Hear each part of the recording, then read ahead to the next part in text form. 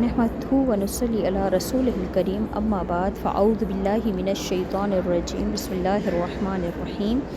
रब्बिश्रह ली सदरी व यस्सिर ली अमरी वहलुल उक़दतम मिन लिसानी यफ़क़हू क़ौली। सूरत निसा आयत नंबर 43 खां वठी 45 ताईं तर्जुमो। या अय्युहल्लज़ीना आमनू ए ईमान वारो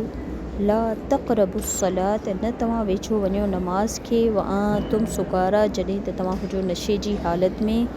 हत्ता तअलमू एसिताईं जो तव्हां ॼाणण लॻो मां तक़ूलूं जेको तव्हां चई रहिया आहियो वला जुनुबन ऐं न ई को नापाकी जी हालत में इल्ला आबिरी सबील सिवाइ गुज़रण वारे रस्ते जे हत्ता एसिताईं जो तग़तसिलू तव्हां गुसल करे वठो व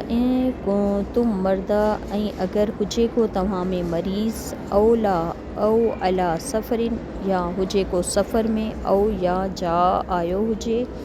अहदुम मिनकुम हिकु को तव्हां मां मिनल ग़ाइती क़ज़ाए हाजत खां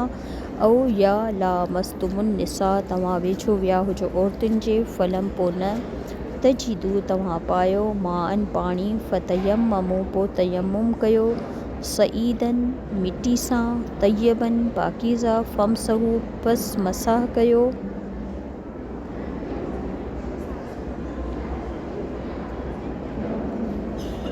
बि वुजूहिकुम पंहिंजे चेहरनि जो व ऐदीकुम ऐं हथनि जो इन्नल्लाह बेशक अल्लाह कान आहे अफ़ूवन दरगुज़र करण वारो ग़फ़ूरा बख़्शण वारो। अलम छा न तरा तव्हां ॾिठो इलल्लज़ीन उन्हनि माण्हुनि जी तरफ़ ऊतू नसीबन जेके ॾिना विया हिकिड़ो हिसो मिनल किताबी किताब मां यानी यहूदो नसारा यश्तरून दुलालत ख़रीद कई उन्हनि गुमराही व युरीदून ऐं उहे चाहिनि था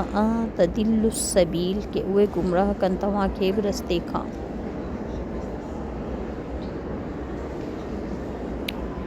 वल्लाहु आलमु ऐं अल्लाह ताला ख़ूब ॼाणे थो बि आदाइकुम तव्हांजे दुश्मन खे वकफ़ा बिल्लाहि वलिया ऐं काफ़ी आहे अल्लाह दोस्त